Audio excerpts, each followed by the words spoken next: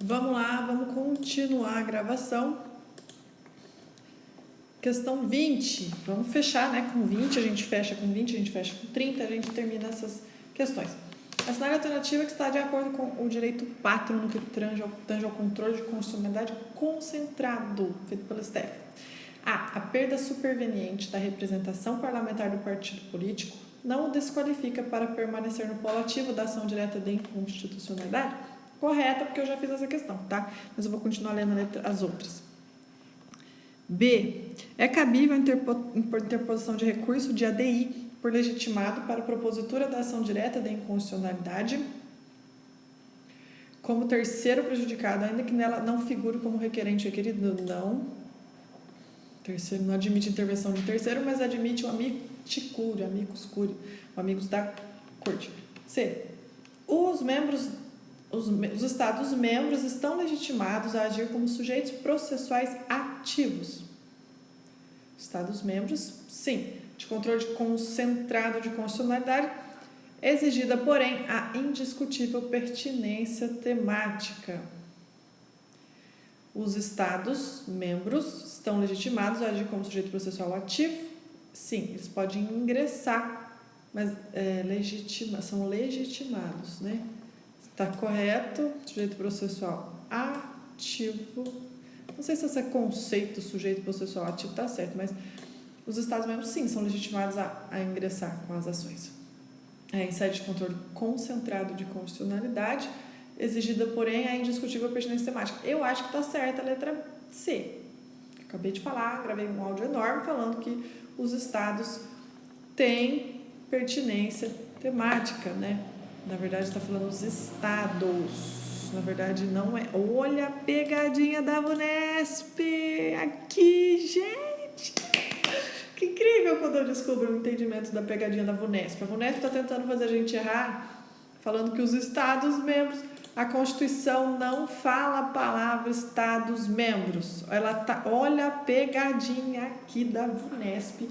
Mais uma música para a gente comemorar depois dessa questão. Harmonia e gratidão. Mais uma música para a gente comemorar. Deixa eu falar um negócio. A Constituição não fala Estado-membro, ela fala governador. Olha aqui.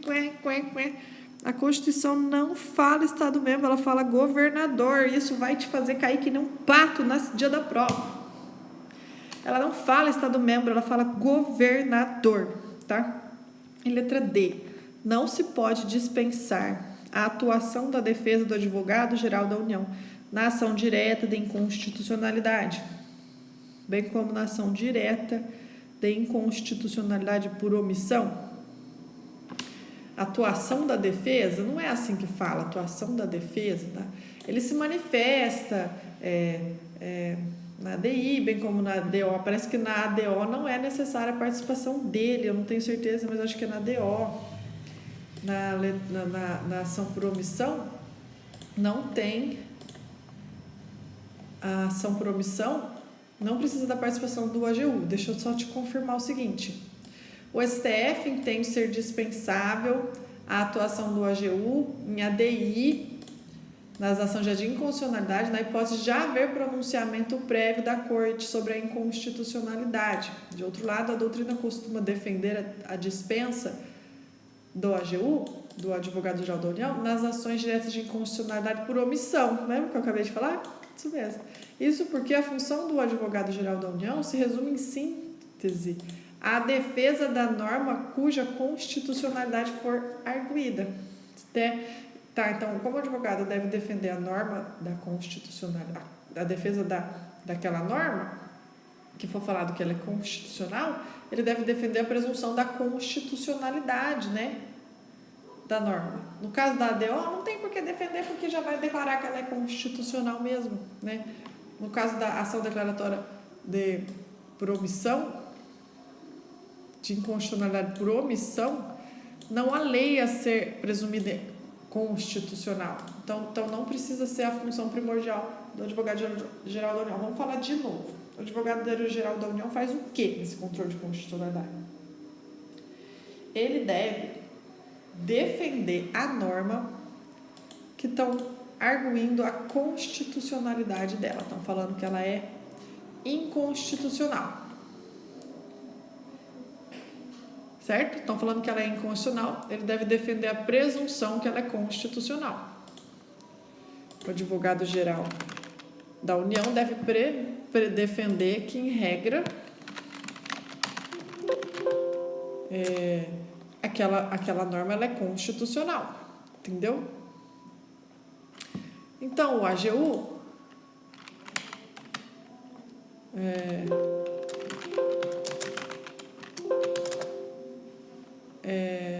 Procurador-Geral da República, o Procurador-Geral da República, ele tem o Advogado-Geral da União e tem o Procurador-Geral da República. São duas pessoas que tem. Tem o Advogado-Geral da União e tem o Procurador da República. O Advogado-Geral da União é o professor que você gosta tanto, Jerônimo. Ele era advogado da União. E tem o Procurador-Geral da República, que é aquele lá que fica do lado do Bolsonaro, né? Tem duas pessoas aqui muito parecidas, então toma cuidado. Então, o Advogado-Geral da União, que era o caso do nosso querido Jerônimo, qual a função do Advogado-Geral da União? Ele defende a União. Então, a função deles resume em síntese a defender a norma cuja constitucionalidade está sendo questionada. Então, ele defende a norma. Essa norma, em regra, ela é constitucional, eu vou falar que ela é constitucional. É isso que o Jerônimo fazia quando era advogado-geral da União. Então, ele deve defender a presunção da constitucionalidade das leis. Entendeu? Como a função do Jerônimo, quando era advogado da União, é defender a constitucionalidade da lei, quando for uma ação de inconstitucionalidade por omissão, não tem lei. Não fizeram lei nenhuma. É a ADO, ação declaratória de inconstitucionalidade por omissão. Então não tem lei, vai defender o quê? Então, no caso da advogado-geral da ação declaratória de inconstitucionalidade por omissão, não há lei a ser defendida. Então não tem a função do AGU, que era o Jerônimo, né?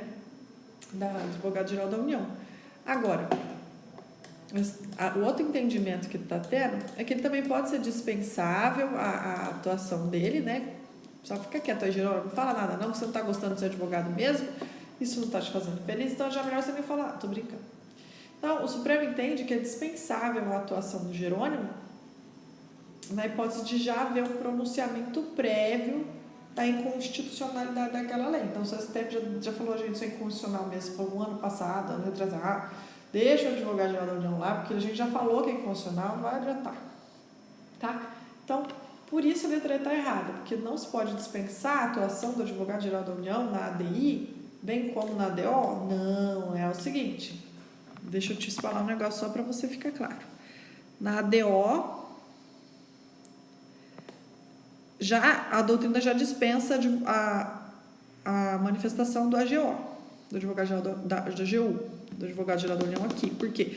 Porque não tem lei para ele defender, então uma declaração de inconstitucionalidade por omissão, o AGU não participa.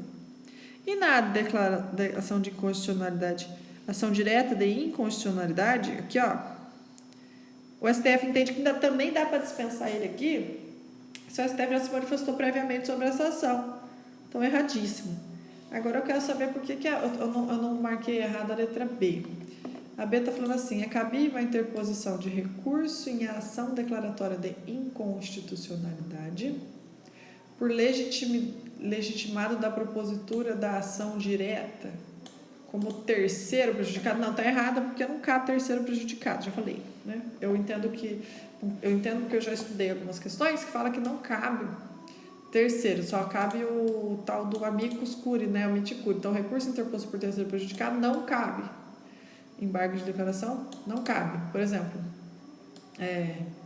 questão de ordem resolvida no sentido de que é incabível a interposição de qualquer espécie de recurso por quem, mesmo que seja deslegitimado para propor ação direta, ele não é um dos que está no polo de requerido. Ele não entrou, ele vai meter o bedelho na ação que o outro entrou.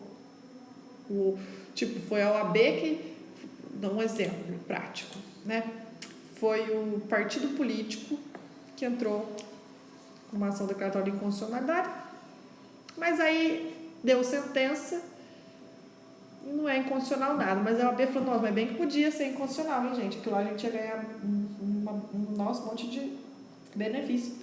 Aí eu vou recorrer, porque o partido político nem recorreu, eu vou recorrer por ele. Não pode, porque você nem entrou com a ação. Você tem legitimidade, mas você não entrou, você não está aqui, você não vai meter o bedelho que você não foi chamado, tá? Então, é isso que está errado na letra B.